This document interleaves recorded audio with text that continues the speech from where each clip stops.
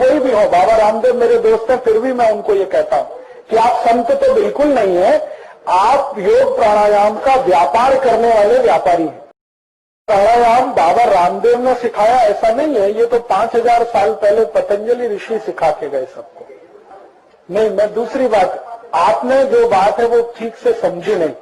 बाबा रामदेव जब पूना आते हैं ना तो 1 कोटि रुपए लेके जाते हैं। मैं आपको दूसरी बात बताता हूं, पतंजलि ऋषि ने ये ज्ञान फोकट में दिया था, किसी से पैसा नहीं लिया था। नहीं, ऐसा नहीं है, ज्ञान तो फोकट में ही देना चाहिए। कि ज्ञान को बेचना शुरू कर दिया तो उसकी कीमत थोड़े दिन में खत्म हो जाती है। नहीं, फायदा हो रहा है, उससे भी ज्यादा हो सकता है कि वही प्राणायाम मैं आपको फोकट में सिखा सकता हूं, सबको मिलेगा। आप अगर रामदेव जी के रास्ते पे जाएंगे तो खतरनाक हो जाएगा, क्योंकि गांव गांव आप योग प्राणायाम पैसा लेके सिखाएंगे तो बहुत तकलीफ आएगी। कोई भी संत ने, भैया सुनो, कोई भी संत ने पैसा इकट्ठा नहीं किया, और जो पैसा इकट्ठा करता है वो संत नहीं होता। हमारे देश में संत की परिभाषा है कि जो 3 ऐषणाओं से मुक्त है, वित्तेषणा, पुत्रेषणा, लोकेषणा, 3 ऐषणाएं होती हैं। ऐषणाएं माने लालच, पुत्र का लालच जिसको है वो संत नहीं है, पैसे का लालच जिसको है वो भी संत नहीं है, और नाम सम्मान मिले उसका लालच है, वो तो बहुत ही खतरनाक है, वो बिल्कुल संत नहीं है। तो आज के जो संत हैं वो कोई भी हो, बाबा रामदेव मेरे दोस्त हैं, फिर भी मैं उनको ये कहता हूं कि आप संत तो बिल्कुल नहीं है, आप योग प्राणायाम का व्यापार करने वाले व्यापारी हैं। जिस दिन आप निःशुल्क शिविर लेंगे उस दिन हम कहेंगे कि आप संत हैं, क्योंकि आपने जिस गुरु से सीखा उसने कोई शुल्क नहीं लिया, तो आप कैसे शुल्क ले रहे हैं किसी ज्ञान के लिए? ये तो ज्ञान को बेचना हुआ, और ये तो अंग्रेजों से भी ज्यादा खतरनाक है। भारत में कोई भी संत को पैसा लेना ये बहुत बड़ा पाप है। संत के लिए तो है कि पैसे को छूना भी नहीं, क्योंकि उससे ऐषणा पैदा होती है, लालच। और उनका लालच पता है कितना बड़ा है? 100 कोटि इकट्ठा किया, अभी पेट नहीं भरा, अब कहते 1000 कोटि इकट्ठा करूंगा। पहले जब वो निकले थे योग प्राणायाम सिखाने तो कहते थे 100 कोटि आएगा तो बस, अब 100 कोटि से बहुत जास्ती आ गया, 600 कोटि आ गया, अब कहते 1000 कोटि आएगा तो बस।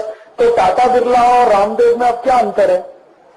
जबकि पतंजलि ऋषि ने योग प्राणायाम को बताया कि ये जीवन की सबसे आवश्यक ज्ञान है, इसलिए निःशुल्क मिलना चाहिए सबको, और उन्होंने उसका बिक्री शुरू कर दिया।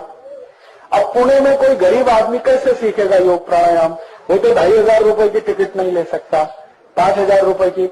लेकिन बीमारी तो उसको भी है, बीमारी कोटिपति को भी है, गरीब को भी है, तो गरीब तो बीमारी से बाहर निकलेगा ही नहीं कभी। तो संत की परिभाषा जो है, जो 3 ऐषणाओं से मुक्त है, लोकेषणा, वित्तेषणा, पुत्रेषणा, पैसे का लालच नहीं, घर परिवार का लालच नहीं, और मान सम्मान का लालच नहीं, वो संत होता है। अब ढूंढो कौन है संत ऐसा? बाबा सातारकर है क्या? मैं एक बार गया, मैंने कहा हमारे यहाँ भजन कीर्तन करने का, वो 50,000 रुपए पहले लाओ, फिर डेट मिलेगी।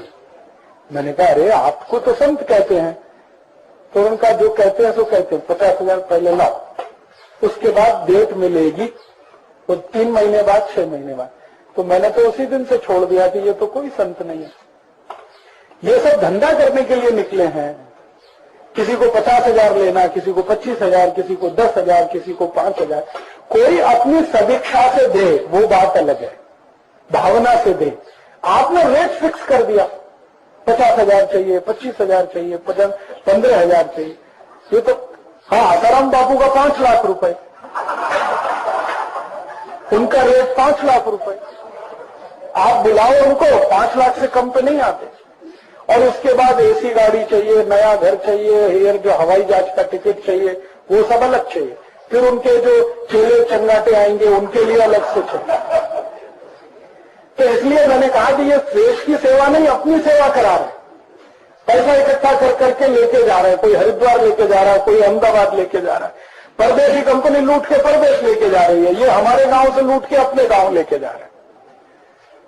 और वो कहते हैं हरिद्वार में आश्रम बना रहे हैं, तो आश्रम 1000 कोटि में बनता है क्या? और जहां आश्रम बनाना है वो उसका भी नियम है। भारत के शास्त्रों में सब नियम है। जैसे आपने पुणे से पैसा इकट्ठा किया तो आश्रम पुणे में ही बनना चाहिए, हरिद्वार में क्यों बनना चाहिए? क्योंकि जिन्होंने पैसा दिया उनको क्या लाभ मिलेगा आपके आश्रम का? अब पुणे वाले कोटि रुपए 2 बार दे चुके हैं रामदेव जी को, और उनको बीमारी आएगी तो हरिद्वार जाएं, फिर वहां से ठीक करा के लाएं अपने को।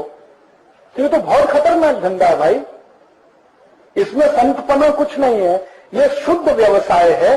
किसी ने योग प्राणायाम का चालू कर दिया, किसी ने भगवान राम का व्यवसाय शुरू कर दिया। राम कथा कह रहे हैं 5 लाख रुपए की, कृष्ण कथा कह रहे हैं 5 लाख रुपए की, ज्ञानेश्वरी की कथा कह रहे हैं 5 लाख रुपए की। ये सब धंधेबाज लोग हैं, इनमें कौन संत है बताओ ना आप। हाँ वो ठीक है। तो वही मैं कहना चाहता था आपसे, आपको मैं समझाना चाहता हूं कि संत की परिभाषा जो है, जो पैसे से कुछ मोह नहीं रखता हो, जिसको मान सम्मान की प्रतिष्ठा की चिंता ना हो, और जिसको कभी परिवार की ऐषणा ना हो, बीवी होनी चाहिए, बच्चे होने चाहिए, वो संत है। 3 लालच से मुक्त है, वो संत है, भले वो पढ़ा लिखा है नहीं पढ़ा लिखा है। तो इस परिभाषा पे आप कस कर देखो कौन संत है कौन नहीं है। जिसका टीवी में जाहिरात जाती है वो संत हो गया, ऐसा कुछ नहीं है। हो सकता है कोई गांव का साधारण व्यक्ति बड़ा संत हो, रामदेव जी से ऊंचा संत हो, सामान्य व्यक्ति। तो मैंने जो कहा है ना, बहुत सोच समझ के कहा है, और इन सबको मैंने बहुत अंदर से देखा है 15 साल। तब मैंने तय किया कि मैं भगवा नहीं धारण करूंगा। इनको देखने के बाद मैंने तय किया, नहीं तो मैं भी कर सकता हूं, करोड़ों रुपए कमा सकता हूं। फिर आपको मेरा व्याख्यान सुनने के लिए टिकट लेनी पड़ेगी, 500 रुपए टिकट दो, 1000 रुपए टिकट दो। फिर मैं कहूंगा एक गुरुकुल बनाता हूं, उसके लिए पैसा लगेगा। तो बहाने तो 50 हैं पैसा इकट्ठा करने के, उसकी तो कोई कमी नहीं है। लेकिन वास्तविकता जो संत की है, मैंने भारत में घूम के देखा है, थोड़े बहुत संत हैं, मुश्किल से 4-5 पूरे भारत, मुश्किल से। नाम बताऊं, एक तो बहुत अच्छे व्यक्ति अभी स्वर्गवासी हुए, उनका नाम था राम सुखदास। राम सुखदास जी महाराज ऋषिकेश में थे, वो सच में संत थे। पैसे से कुछ लेना देना नहीं, मान सम्मान का कोई प्रश्न ही नहीं, और कोई पुत्रेषणा नहीं। वो तो एक थे। एक अभी दक्षिण में है, जीवित है।